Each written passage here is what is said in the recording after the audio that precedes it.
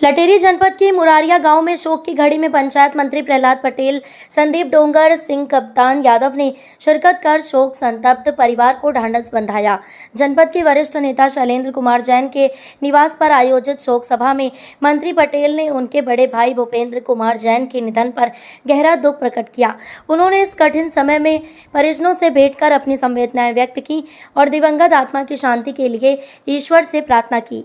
मंत्री प्रहलाद पटेल ने अपने उद्बोधन में कहा कि जीवन और मृत्यु एक शाश्वत सत्य है और अपनों का साथ छूटना अत्यंत पीड़ादायक होता है। उन्होंने कहा कि इस कठिन समय में पूरा समाज जैन परिवार के साथ खड़ा है। मंत्री पटेल ने कहा कि मुरारिया तो संतों की नगरी है।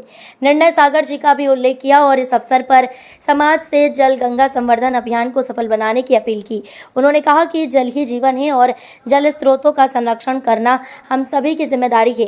साथ ही उन्होंने ग्रामीणों से अधिक पौधारोपण करने का भी अनुरोध किया ताकि आने वाली पीढ़ियों को स्वच्छ और हरित पर्यावरण मिल सके।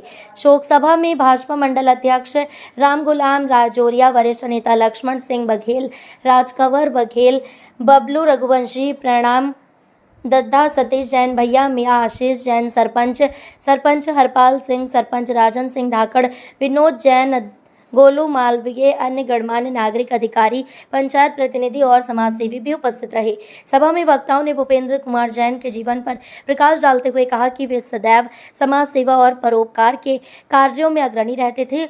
उनके जाने से क्षेत्र को अपूरणीय क्षति हुई है।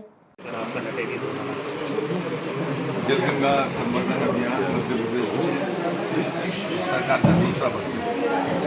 इस बार 90 दिन 30 मार्च से 30 जून तक ये अभियान है। लक्ष्य साफ है, नए स्रोतों को बनाना, पुराने जल स्रोतों का संरक्षण करना। और इस उद्देश्य के साथ में पिछले वर्ष से मैंने नदियों के उद्गम पर जाना शुरू किया है, क्योंकि मैं मानता हूँ कि देश में मध्य प्रदेश नदियों के उद्गम का मायका है। सर्वाधिक नदियां हमारे यहाँ से निकलती हैं, लेकिन इतने सबके बावजूद भी कि हम देश का न जाने कितने राज्यों को पानी देते हैं, हमारे यहाँ भी वाटर लेवल नीचे जा रहा है। हम समय के पहले चेतें, क्योंकि हम जिस राज्य में हैं उसमें नहीं पहाड़ों पर्वतों के वृक्षों से ही हमें पानी मिलेगा। मुख्यमंत्री का धन्यवाद करता हूँ, उन्होंने इस अभियान को इस बार 90 दिन का किया। हमने इस बार पौधारोपण की अनुमति दी है।